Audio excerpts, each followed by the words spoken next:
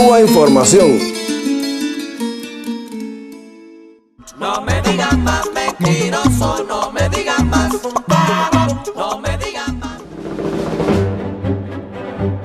Sería un verdadero milagro que la gran industria editorial española o estadounidense publicaran un libro sobre Cuba o ambientado en la isla que no sea un abierto alegato contra la revolución o que no contenga una fuerte carga despectiva o catastrofista. Una novela de autoría cubana de las muchas que se escriben cada año que no responda a este esquema sencillamente carece de espacio en los catálogos de las grandes casas editoras internacionales. Y un ensayo que apoye, sea desde las posiciones más críticas, la legitimidad del proceso socialista cubano está censurado de antemano. ¿Qué encontramos sobre Cuba en la gran industria editorial, aquella que cuenta con importantes circuitos de distribución, un gran apoyo mediático y una fuerte inversión en marketing?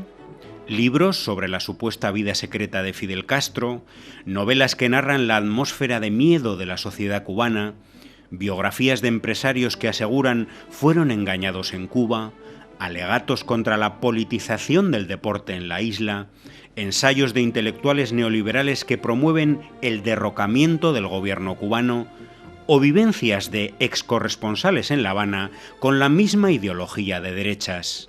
Hay incluso libros académicos de historia cubana editados en Madrid.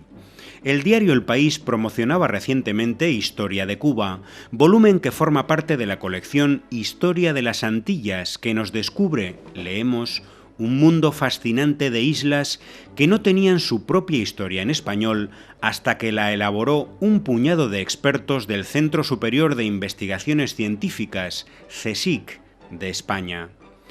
Pero, ¿serán tan brutos en Cuba y en el Caribe que no han elaborado sus propios libros de historia? El País nos lo aclara mejor.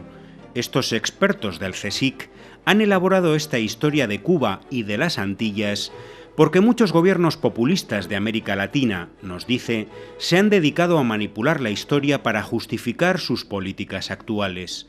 Por ello, el empeño de Chelo Naranjo, la historiadora española que coordina el libro, en involucrar a nacionales y extranjeros tiene aún más mérito.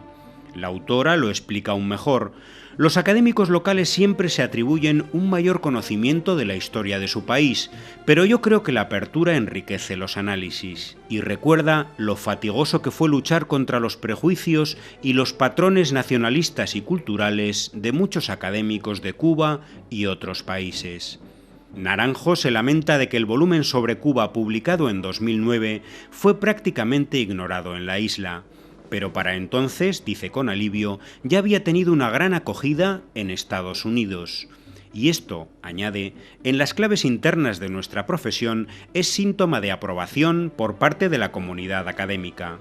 Es decir, que el síntoma de aprobación de la comunidad académica de un libro de historia de Cuba es que tenga acogida en Estados Unidos. Historia de Cuba es un compendio de 15 ensayos de diferentes autorías, pero curiosamente el periodo de la Revolución cubana es analizado por dos connotados ideólogos del capitalismo para Cuba, Rafael Rojas y Carmelo Mesalago.